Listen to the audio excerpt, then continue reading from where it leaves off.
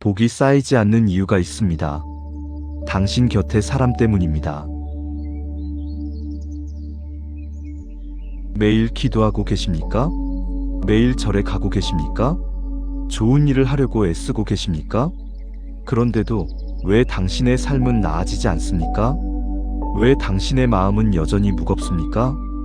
왜 당신이 지은 복은 어디론가 사라져버리는 것처럼 느껴집니까? 많은 분들이 이렇게 생각합니다. 내가 부족해서 그런가 보다. 내가 더 열심히 기도해야 하나 보다. 내가 더 많이 보시해야 하나 보다. 하지만 부처님께서는 전혀 다른 말씀을 하셨습니다. 복이 쌓이지 않는 것은 당신의 노력이 부족해서가 아니다. 당신 곁에 잘못된 사람이 있기 때문이다. 이것은 충격적인 진실입니다. 우리는 평생 자기 자신을 탓하며 살아왔습니다. 하지만 진짜 문제는 우리 곁에 있는 사람이었습니다. 부처님께서는 법구경에서 이렇게 말씀하셨습니다. 악한 친구와 함께하는 것은 독이 든 우물물을 마시는 것과 같다. 당장은 티가 나지 않지만 시간이 지나면 온몸을 병들게 한다. 우리 주변을 한번 돌아보십시오. 어떤 사람을 만나고 나면 기분이 좋아집니까? 어떤 사람을 만나고 나면 마음이 답답해집니까? 어떤 사람과 이야기하고 나면 희망이 생깁니까? 어떤 사람과 대화하고 나면 의욕이 꺾입니까? 처음에는 우리도 몰랐습니다. 그냥 내 기분 탓인가 보다. 내가 예민한가 보다. 이렇게 생각했습니다. 하지만 시간이 지나고 나이가 들면서 확실하게 깨닫게 됩니다. 사람에게는 기운이 있다는 것을. 어떤 사람은 밝은 기운을 주고 어떤 사람은 어두운 기운을 퍼뜨린다는 것을. 부처님께서는 이것을 매우 명확하게 설명하셨습니다. 향나무 곁에 오래 있으면 옷의 향기가 배이고 생선 가게 곁에 오래 있으면 옷의 비린내가 밴다. 사람도 마찬가지다. 좋은 사람 곁에 오래 있으면 좋은 습관이 배이고 나쁜 사람 곁에 오래 있으면 나쁜 습관이 밴다. 그런데 더 심각한 문제가 있습니다. 나쁜 사람 곁에 있으면 단순히 나쁜 습관만 배이는 것이 아닙니다. 당신이 평생 쌓아온 복까지 빼앗아 갑니다. 마치 구멍 뚫린 항아리에 물을 붓는 것과 같습니다. 아무리 채워도 새어나갑니다. 오늘 우리는 부처님께서 직접 경계하신 5부류의 사람들에 대해 배우게 될 것입니다. 이들은 겉으로는 평범해 보입니다. 때로는 친절해 보이기도 합니다. 때로는 좋은 사람처럼 보이기도 합니다. 하지만 그들과 함께 있으면 당신의 복은 조용히, 천천히, 그리고 확실하게 사라집니다. 이것은 단순한 이론이 아닙니다. 이것은 부처님께서 2500년 동안 수많은 사람들을 관찰하시며 발견하신 진리입니다. 이 진리를 알고 실천하는 사람은 복이 쌓이고, 모르고 지나가는 사람은 평생 복이 새어나갑니다. 당신은 오늘 이 자리에 함께 하셨습니다. 이것만으로도 이미 복입니다. 이 가르침을 듣고자 하는 마음 자체가 당신에게 복을 가져다 줄 것입니다. 하지만 단순히 듣는 것만으로는 부족합니다. 실천해야 합니다. 지금부터 마음을 활짝 여십시오. 혹시 이 5부류 중에 당신 곁에 있는 사람이 있는지 살펴보십시오.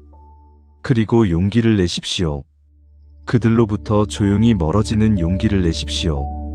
그것이 당신의 복을 지키는 첫걸음입니다.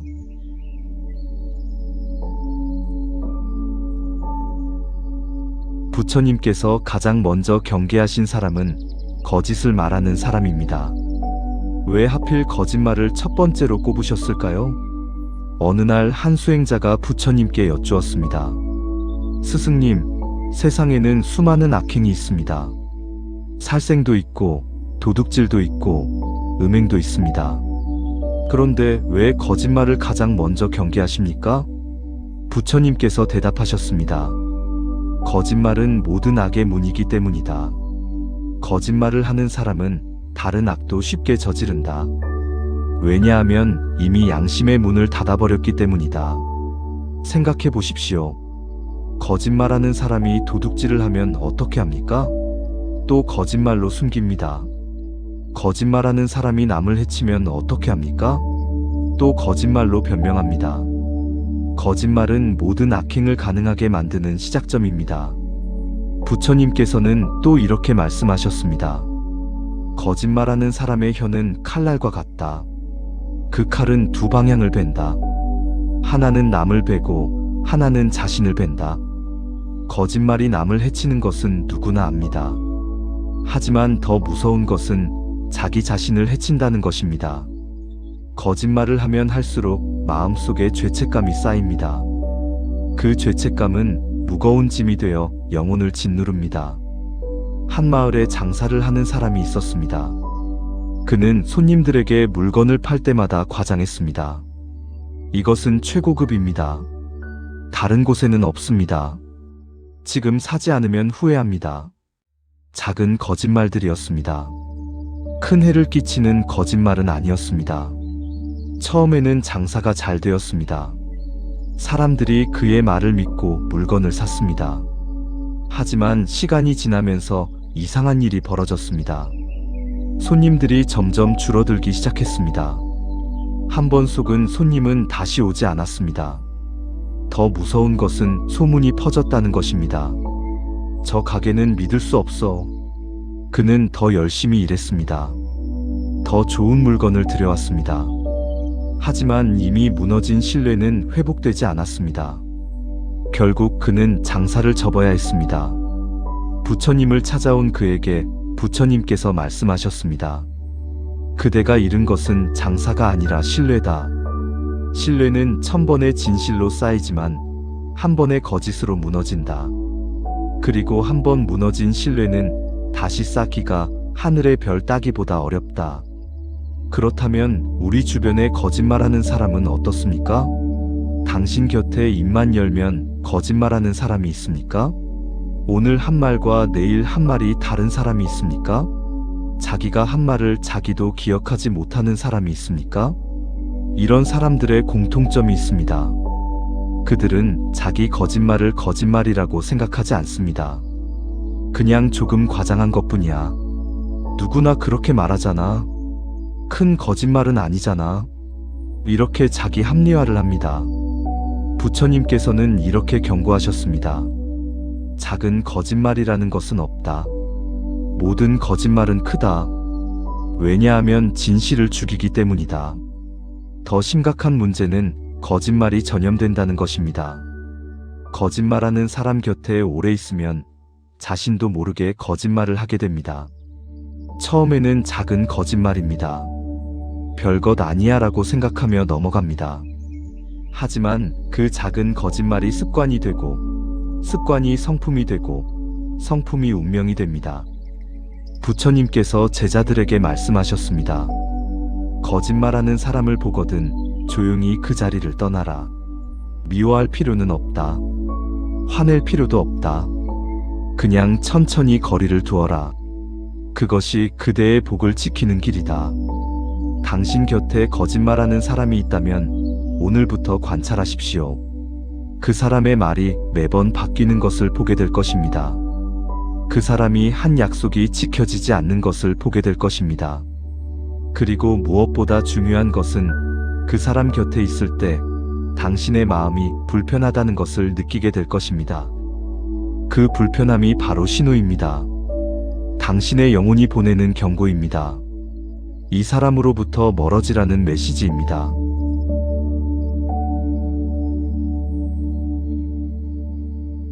두 번째로 부처님께서 경계하신 사람은 탐욕스러운 사람입니다. 남의 것을 끊임없이 부러워하고 가진 것에 만족하지 못하며 항상 더 많은 것을 원하는 사람입니다. 부처님께서는 한 부자를 만나셨습니다. 그 부자는 마을에서 가장 많은 재산을 가지고 있었습니다. 큰 집도 있고 넓은 땅도 있고 많은 하인도 있었습니다. 그런데 그의 얼굴에는 행복이 없었습니다. 부처님께서 물으셨습니다. 그대는 이렇게 많이 가졌는데 왜 행복하지 않은가? 부자가 대답했습니다. 스승님, 저는 아직 부족합니다. 옆집 사람은 저보다 집이 더 큽니다. 마을 건너편 사람은 저보다 땅이 더 넓습니다. 저는 아직 충분하지 않습니다. 부처님께서 하늘을 가리키며 말씀하셨습니다. 그대는 저 하늘을 보는가? 아무리 높이 올라가도 하늘의 끝은 없다. 탐욕도 그와 같다. 아무리 많이 가져도 끝이 없다. 10을 가지면 20개를 원하고 100을 가지면 1000개를 원한다. 그렇게 평생을 욕심 속에서 살다가 빈손으로 떠난다. 탐욕스러운 사람의 특징은 무엇입니까? 그들은 절대 감사하지 않습니다. 아무리 많이 받아도 고맙습니다라는 말이 없습니다. 오히려 이것밖에 안 돼? 라고 말합니다. 어느 마을에 두 형제가 살았습니다. 형은 작은 집에서 만족하며 살았고 동생은 큰 집을 가졌지만 늘 불만이었습니다. 형은 작은 밭에서 나는 것으로 감사하며 살았고 동생은 넓은 땅을 가졌지만 늘 더 많은 땅을 원했습니다. 세월이 흘렀습니다. 형은 작은 집에서 평화롭게 늙어갔고 동생은 큰 집에서 불안하게 늙어갔습니다. 형은 가진 것이 적었지만 마음이 풍요로웠고 동생은 가진 것이 많았지만 마음이 가난했습니다. 부처님께서 이 이야기를 들으시고 말씀하셨습니다. 재산이 많고 적음이 부자를 만드는 것이 아니다. 만족하는 마음이 부자를 만든다. 만족을 아는 자는 단칸방에 살아도 부자요. 만족을 모르는 자는 궁전에 살아도 거지다.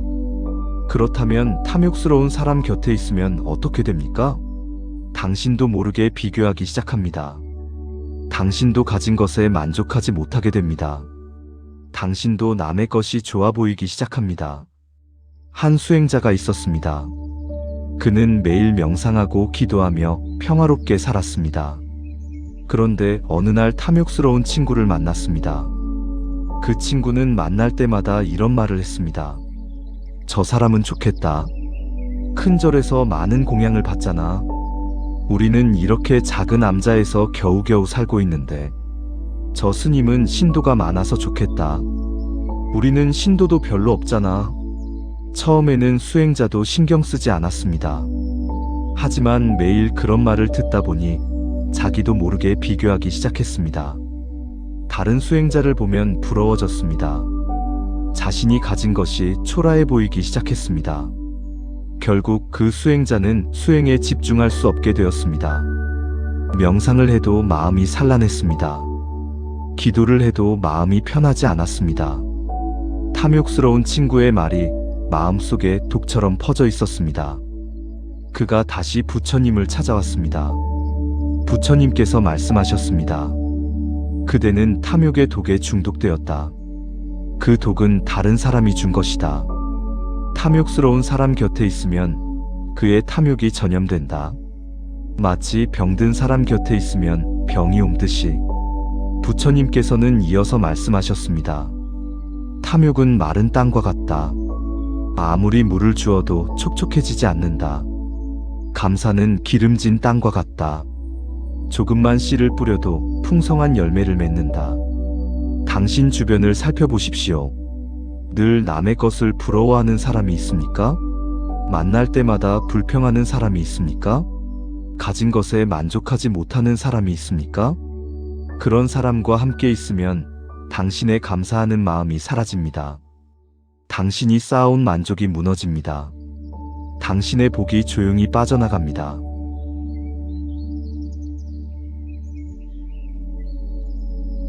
세 번째로 부처님께서 경계하신 사람은 화를 주체하지 못하는 사람입니다. 조금만 마음에 안 들면 폭발하는 사람, 늘 짜증을 내는 사람, 화를 인내의 미덕이라고 생각하지 못하는 사람입니다. 부처님 시대에 유명한 도적이 있었습니다. 그의 이름은 앙굴리말라, 손가락 목걸이를 한 사람이라는 뜻이었습니다. 그는 분노가 많았고 그 분노로 인해 많은 사람을 해쳤습니다. 어느 날 그가 부처님을 만났습니다. 칼을 들고 위협했습니다. 하지만 부처님께서는 전혀 동요하지 않으셨습니다. 평온한 얼굴로 그를 바라보셨습니다. 앙굴리말라가 놀라서 물었습니다. 당신은 왜 두려워하지 않습니까? 부처님께서 조용히 대답하셨습니다. 나는 이미 두려움을 벗어났기 때문이다. 하지만 그대는 아직도 두려움 속에 살고 있다. 무슨 뜻입니까? 칼을 든 사람은 저입니다. 칼보다 더 무서운 것이 그대의 마음속에 있다. 그것은 분노다. 분노는 칼보다 더 많은 것을 죽인다. 칼은 남의 몸을 해치지만 분노는 그대 자신의 영혼을 죽인다. 부처님께서는 이어서 말씀하셨습니다. 화를 내는 것은 뜨거운 석탄을 맨손으로 쥐고 남에게 던지려는 것과 같다. 던지기도 전에 먼저 자신의 손이 탄다. 화내는 사람의 가장 큰 문제는 자기가 화내는 것을 정당하다고 생각한다는 것입니다. 내가 화를 낸 이유가 있어. 상대방이 잘못했어. 나는 당연히 화를 낼 권리가 있어. 이렇게 생각합니다. 한 마을에 성격이 불같은 사람이 살았습니다. 조금만 일이 잘못되면 소리를 질렀습니다. 가족에게 화를 냈고, 이웃에게 화를 냈고, 지나가는 사람에게도 화를 냈습니다. 처음에는 사람들이 그를 이해하려 했습니다. 스트레스가 많은가 보다. 힘든 일이 있나 보다. 하지만 시간이 지나면서 사람들은 그를 피하기 시작했습니다. 아무도 그와 함께 있고 싶어 하지 않았습니다. 그는 외로워졌습니다. 혼자 남았습니다. 그제야 깨달았습니다. 자신의 화가 모든 사람을 내쫓았다는 것을. 하지만 이미 늦었습니다. 신뢰는 회복되지 않았습니다. 부처님께서 말씀하셨습니다. 화는 순간이지만 그 여파는 평생이다. 한순간의 화로 평생 쌓아온 복을 태워버린다. 그렇다면 화내는 사람 곁에 있으면 어떻게 됩니까? 당신도 조급해집니다. 당신도 예민해집니다. 당신도 화를 내기 쉬워집니다. 한 스님이 계셨습니다.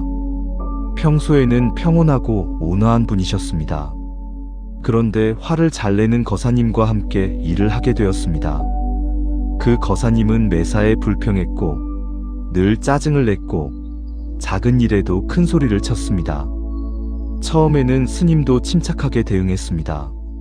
하지만 매일 그런 환경에 있다 보니 스님도 변하기 시작했습니다. 작은 일에도 신경이 쓰이고 평소 같으면 넘어갈 일에 마음이 불편해지고 제자들에게도 예전보다 엄하게 대하게 되었습니다.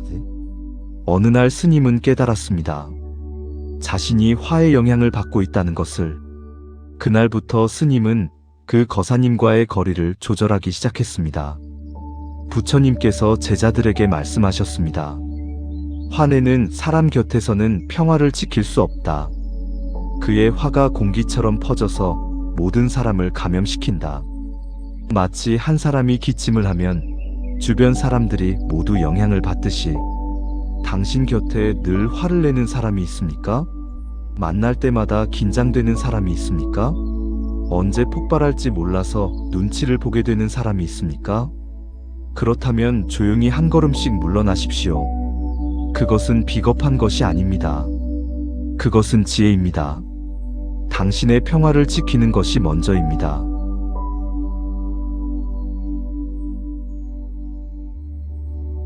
네 번째로 부처님께서 경계하신 사람은 뒤에서 남을 헐뜯는 사람입니다.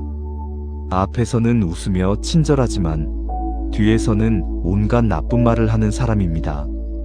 부처님께서 말씀하셨습니다. 뒤에서 남을 비방하는 것은 어둠 속에서 화살을 쏘는 것과 같다.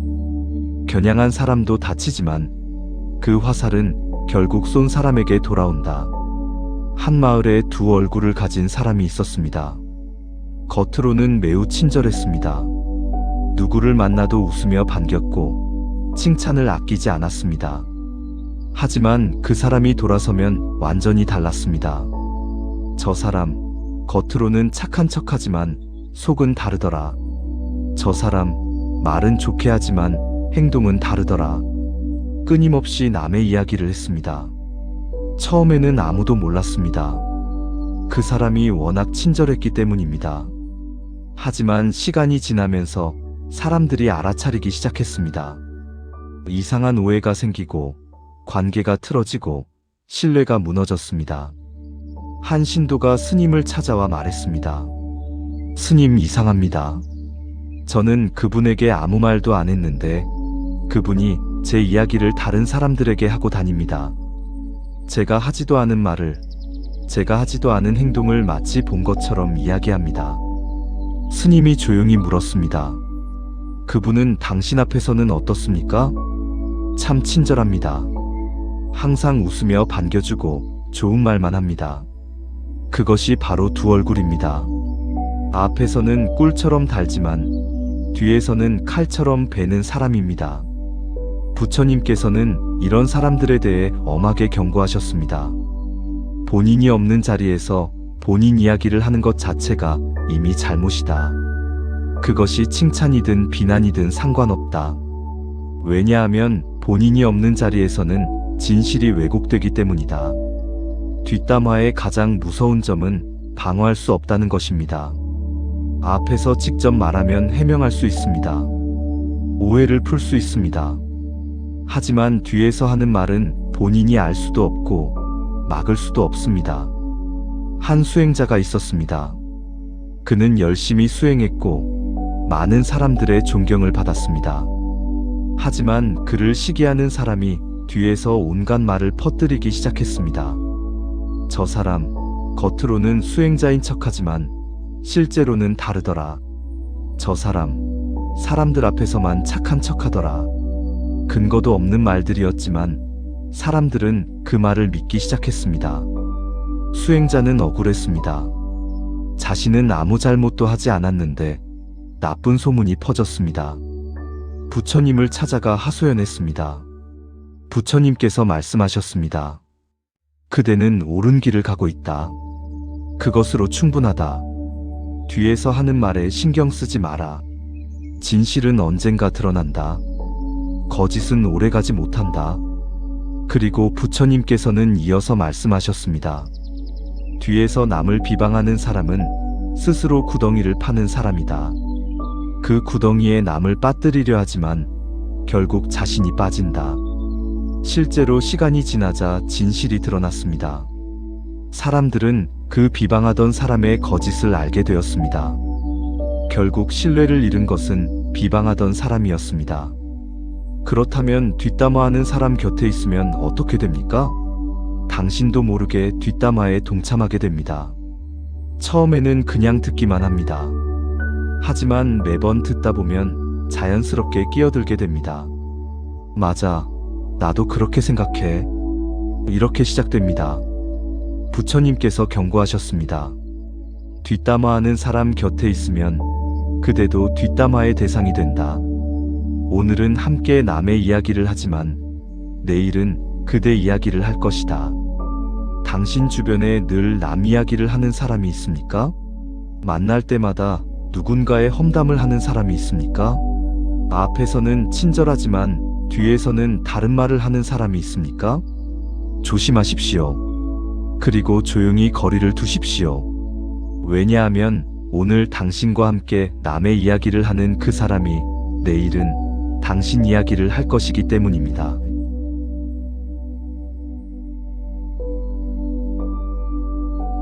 다섯 번째로 부처님께서 경계하신 사람은 시기하고 질투하는 사람입니다. 남의 성공을 기뻐하지 못하고 남의 행복을 축복하지 못하며 늘 비교하고 경쟁하는 사람입니다. 부처님 시대에 한 여인이 있었습니다. 그녀는 부처님을 질투했습니다. 사람들이 부처님을 공경하는 것이 견딜 수 없었습니다.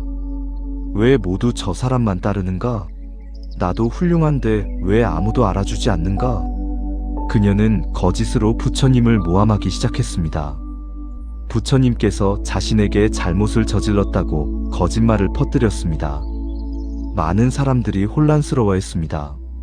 하지만 부처님께서는 아무 변명도 하지 않으셨습니다.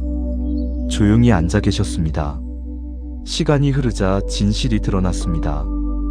여인의 거짓이 하나씩 밝혀졌습니다.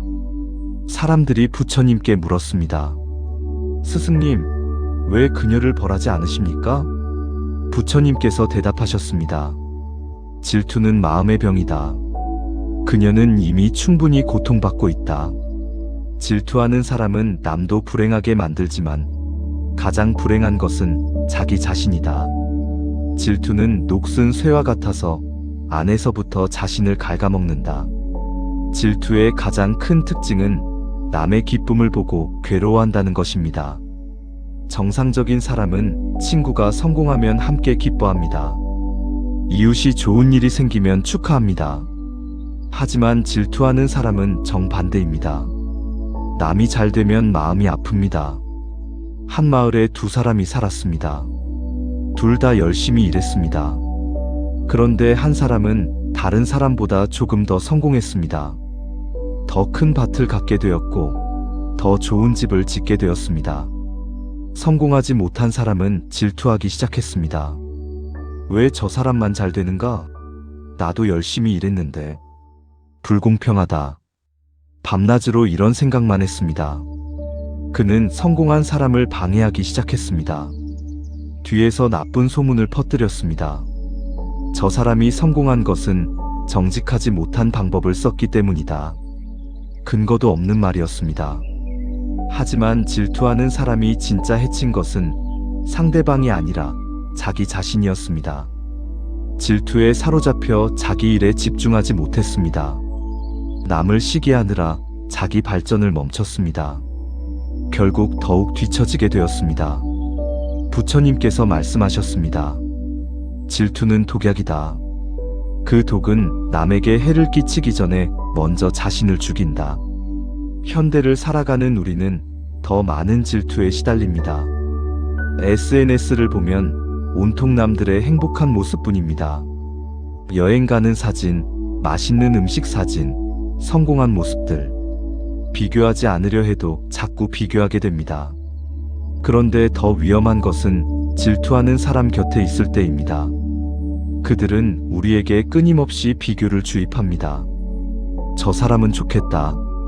우리는 왜 이렇게밖에 못 사는가? 저 사람은 운이 좋았어. 우리는 운이 없어. 이런 말을 매일 듣다 보면 우리도 감염됩니다. 한 수행자가 평화롭게 살고 있었습니다. 작은 암자에서 만족하며 지냈습니다. 그런데 질투 많은 동료를 만났습니다. 그 동료는 만날 때마다 비교했습니다. 저 큰절 스님은 좋겠다. 많은 신도들이 공양을 올리잖아. 우리는 이렇게 작은 암자에서 겨우겨우 지내는데. 처음에는 수행자도 신경 쓰지 않았습니다. 하지만 매일 그런 말을 듣다 보니 변하기 시작했습니다. 다른 수행자를 보면 부러워졌습니다. 자신의 처지가 초라해 보였습니다. 명상을 해도 마음이 산란했습니다. 질투의 독이 퍼진 것입니다. 부처님께서는 질투와 부러움의 차이를 명확히 하셨습니다. 부러움은 나도 저렇게 되고 싶다는 긍정적인 마음이다. 하지만 질투는 저 사람이 저러면 안 된다는 부정적인 마음이다. 부러움은 발전의 동력이 되지만 질투는 파괴의 씨앗이 된다. 당신 곁에 질투 많은 사람이 있습니까? 늘 남과 비교하는 사람이 있습니까? 다른 사람의 성공을 축하하지 못하는 사람이 있습니까? 조심하십시오. 그들과 함께 있으면 당신의 감사하는 마음이 사라집니다. 당신이 가진 것의 가치를 잊게 됩니다. 당신의 복이 조용히 빠져나갑니다.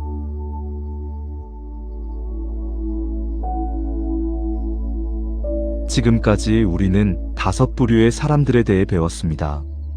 거짓말하는 사람, 탐욕스러운 사람, 화내는 사람, 뒷담화하는 사람, 질투하는 사람. 그렇다면 왜 우리는 이들을 멀리해야 합니까? 부처님께서 명확하게 말씀하셨습니다. 악한 벗을 가까이 하는 것은 독사와 함께 자는 것과 같다. 당장은 물리지 않을지 모르지만 언젠가 반드시 독이 퍼진다. 첫 번째 이유는 습관의 전염입니다. 우리는 함께 있는 사람을 닮아갑니다. 이것은 의식적인 것이 아닙니다. 무의식적으로 일어납니다.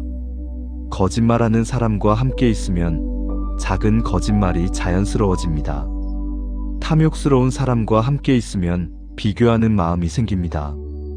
화내는 사람과 함께 있으면 짜증이 늘어납니다. 뒷담화하는 사람과 함께 있으면 남 이야기에 귀가 솔깃해집니다. 질투하는 사람과 함께 있으면 감사가 사라집니다. 부처님께서 이렇게 비유하셨습니다. 향목 가게에 오래 있으면 옷의 향기가 배이고 생선 가게에 오래 있으면 옷의 비린내가 밴다. 사람도 마찬가지다. 두 번째 이유는 에너지의 소모입니다. 이런 사람들과 함께 있으면 우리의 에너지가 빠져나갑니다. 거짓말하는 사람과 대화하면 늘 의심해야 합니다. 이 말이 진실일까? 에너지가 소모됩니다.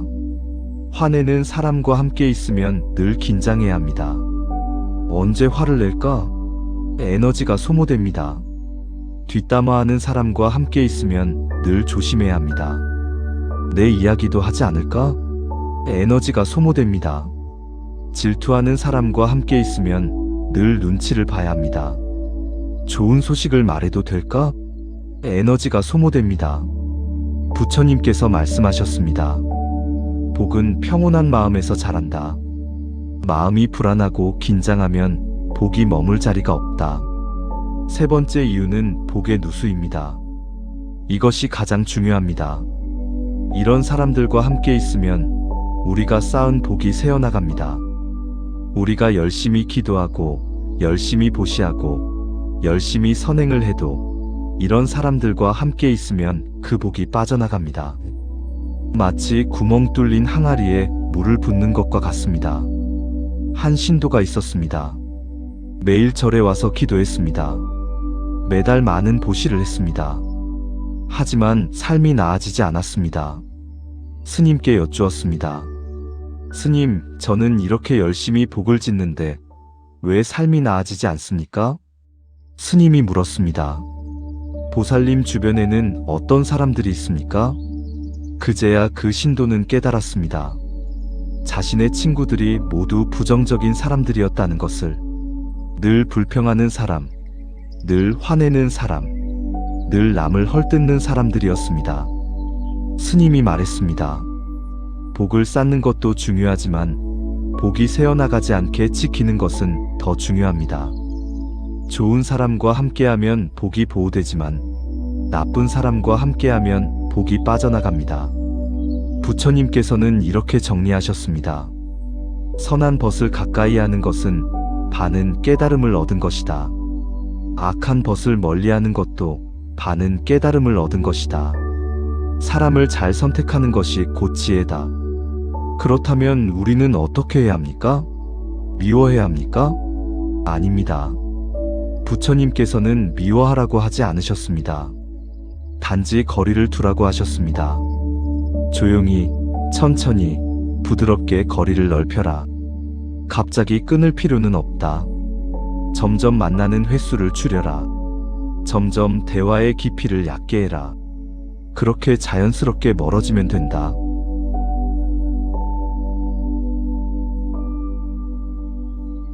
이제 우리는 어떤 사람을 멀리해야 하는지 알았습니다. 하지만 아는 것만으로는 부족합니다.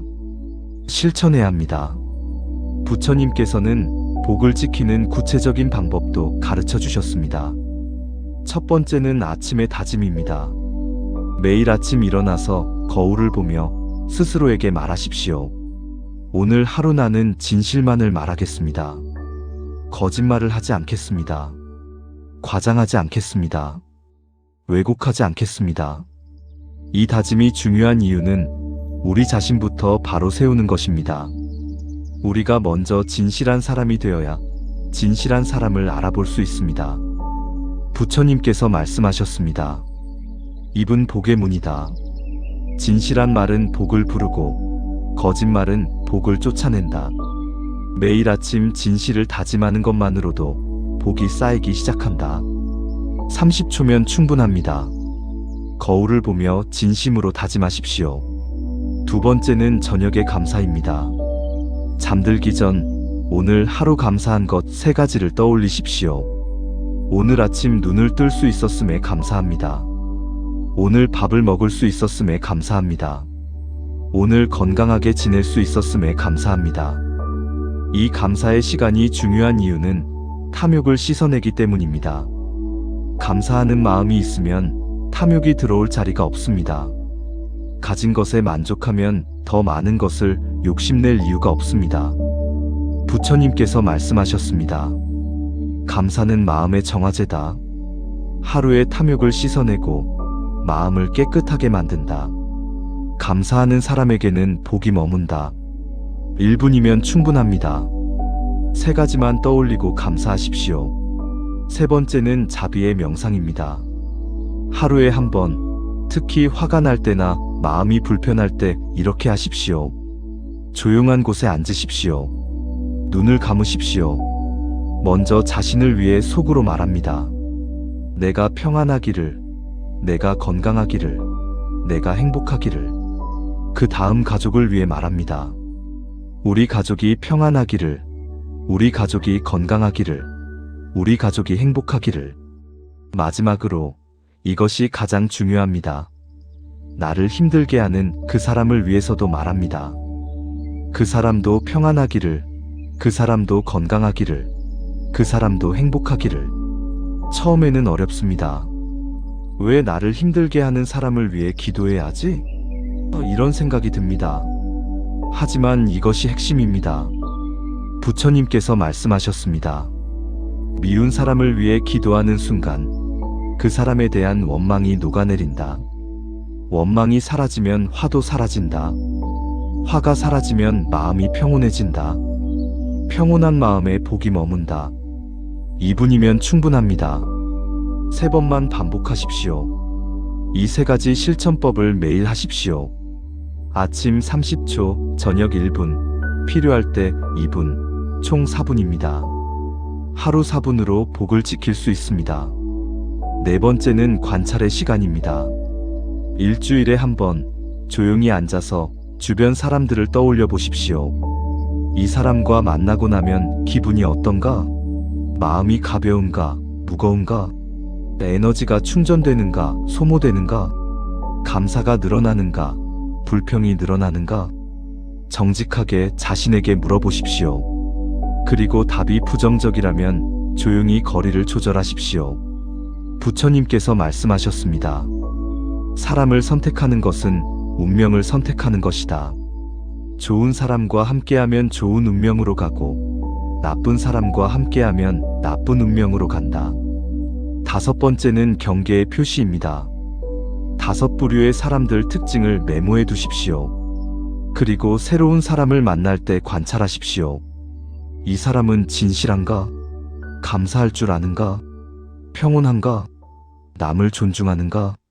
타인의 성공을 축하하는가? 이 5가지만 체크해도 좋은 사람과 나쁜 사람을 구별할 수 있습니다. 부처님께서 말씀하셨습니다. 처음 만날 때 사람을 잘 살피라. 나중에 후회하는 것보다 처음부터 조심하는 것이 낫다.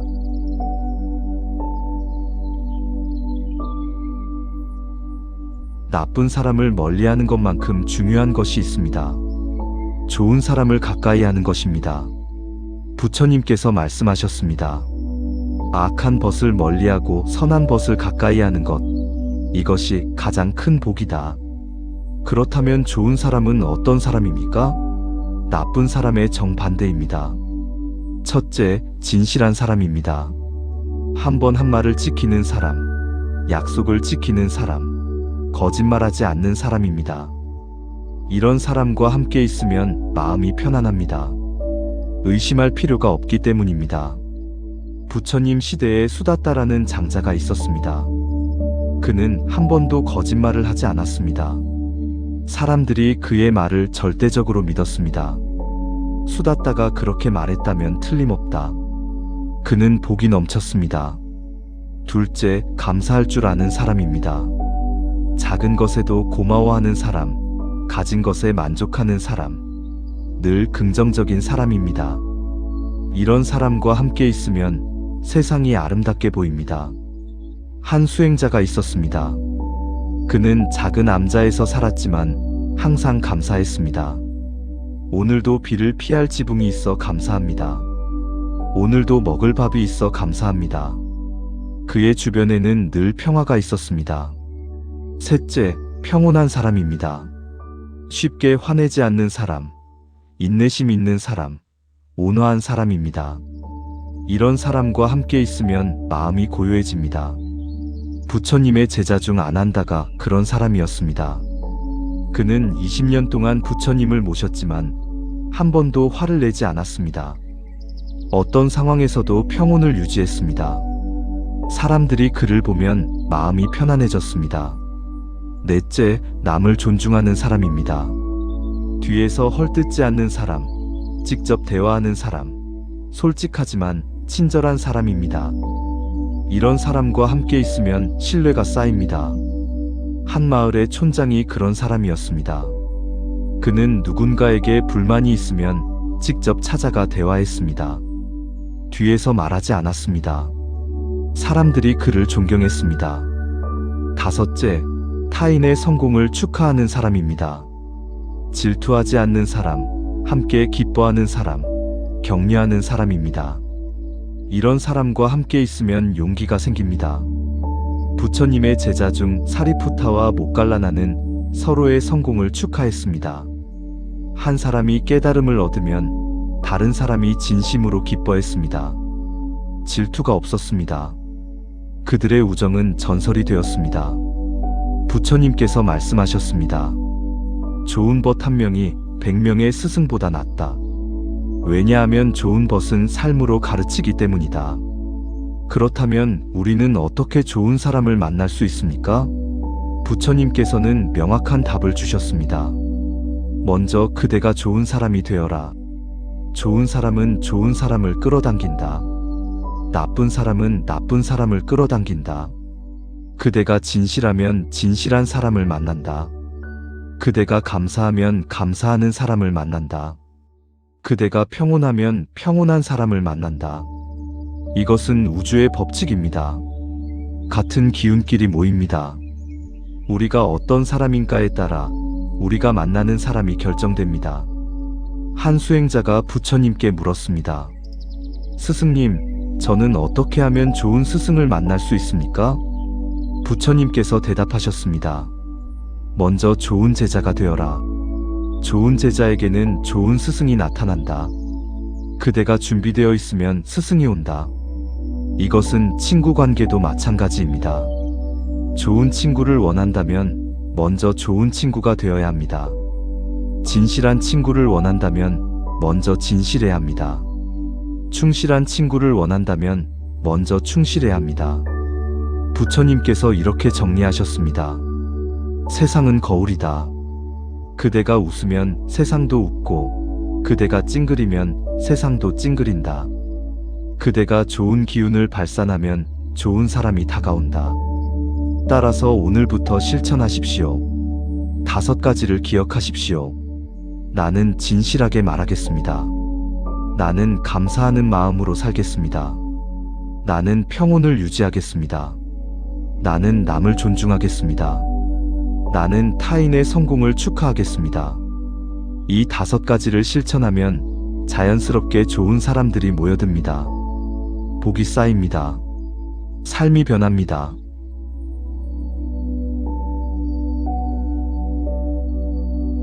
여기까지 긴 여정을 함께 해주셔서 감사합니다. 우리는 많은 것을 배웠습니다. 이제 마지막으로 정리하고 다짐하는 시간을 가지겠습니다. 먼저 깊게 숨을 쉬십시오. 들이마시고 내쉬십시오. 다시 한번 들이마시고 천천히 내쉬십시오. 마음이 조금 가벼워지는 것이 느껴집니까? 오늘 우리가 배운 것을 정리해 보겠습니다. 첫째, 복이 쌓이지 않는 이유는 우리가 게을러서가 아니라 잘못된 사람 곁에 있기 때문입니다. 둘째, 거짓말하는 사람, 탐욕스러운 사람, 화내는 사람, 뒷담화하는 사람, 질투하는 사람, 이 5부류를 조심해야 합니다. 셋째, 이들을 미워할 필요는 없지만 조용히 거리를 두어야 합니다. 넷째, 매일 진실의 다짐, 감사의 시간, 자비의 명상을 실천해야 합니다. 다섯째, 나쁜 사람을 멀리하는 동시에 좋은 사람을 가까이 해야 합니다. 여섯째, 좋은 사람을 만나려면 먼저 내가 좋은 사람이 되어야 합니다. 부처님께서 마지막으로 이렇게 말씀하셨습니다. 인생은 짧다. 시간을 낭비하지 마라. 좋지 않은 사람과의 관계에 에너지를 쓰지 마라. 좋은 사람과 함께 좋은 시간을 보내라. 그것이 복을 짓는 길이다. 이제 실천할 차례입니다. 오늘부터 당신의 주변 사람들을 관찰하십시오. 정직하게 자신에게 물어보십시오. 이 사람과 함께 있으면 마음이 편한가? 이 사람과 대화하고 나면 기분이 좋아지는가? 이 사람은 나에게 좋은 영향을 주는가? 만약 답이 아니오라면 용기를 내십시오. 조용히, 천천히, 부드럽게 거리를 두십시오. 갑자기 관계를 끊을 필요는 없습니다. 점점 만나는 횟수를 줄이면 됩니다. 처음에는 미안한 마음이 들 수 있습니다. 내가 너무 이기적인 것은 아닐까? 내가 너무 냉정한 것은 아닐까? 하지만 기억하십시오. 이것은 이기적인 것이 아닙니다. 이것은 지혜입니다. 부처님께서 말씀하셨습니다. 어리석은 사람과 함께 있느니 차라리 혼자 있는 것이 낫다. 혼자 있으면 외로울지 몰라도 해를 입지는 않는다. 나쁜 사람과 함께 있으면 외롭지 않을지 몰라도 복을 잃는다. 혼자가 되는 것을 두려워하지 마십시오. 잠시 혼자일 수는 있지만 오래 혼자이지는 않을 것입니다. 왜냐하면 당신이 좋은 사람이 되면 자연스럽게 좋은 사람들이 모여들기 때문입니다. 그리고 매일 3가지를 실천하십시오. 아침에 다짐, 저녁에 감사, 필요할 때에 자비 명상. 하루 4분이면 됩니다. 이 4분이 당신의 삶을 바꿀 것입니다. 마지막으로 당신 자신에 대해 이야기하겠습니다. 당신은 소중한 사람입니다. 당신은 사랑받을 자격이 있는 사람입니다. 당신은 행복할 자격이 있는 사람입니다. 당신이 지금까지 힘들었던 것은 당신의 잘못이 아닙니다. 단지 잘못된 사람 곁에 있었을 뿐입니다. 이제 그것을 알았으니 바꾸면 됩니다. 오늘부터 시작하십시오. 좋지 않은 사람으로부터 한 걸음씩 멀어지십시오. 좋은 사람에게 한 걸음씩 다가가십시오. 그리고 무엇보다 당신 자신이 좋은 사람이 되십시오. 부처님의 축복이 당신과 함께하기를 기원합니다. 당신의 삶에 진실한 사람들이 모이기를 기원합니다. 당신의 마음이 평온하기를 기원합니다. 당신의 복이 날로 쌓이기를 기원합니다. 오늘 이 법문이 당신의 마음에 작은 울림이라도 주었다면 댓글로 나무아미타불이라고 적어주십시오. 6글자만 적어주시면 됩니다. 그 한마디가 당신의 마음을 가볍게 하고 새로운 복을 불러올 것입니다. 혹시 당신 스스로 5부류 중 하나에 해당한다고 느끼셨습니까? 괜찮습니다. 깨달았으면 바꿀 수 있습니다. 오늘부터 진실하게, 감사하게, 평온하게, 존중하며, 축복하며 살아가십시오. 당신은 충분히 잘하고 계십니다. 이 법문을 듣고자 하신 그 마음이 이미 복입니다. 더 나아지고 싶은 그 마음이 이미 깨달음의 시작입니다. 오늘 하루도 수고하셨습니다. 내일은 오늘보다 조금 더 나아질 것입니다. 주변 사람을 바꾸십시오. 그러면 당신의 삶이 바뀔 것입니다.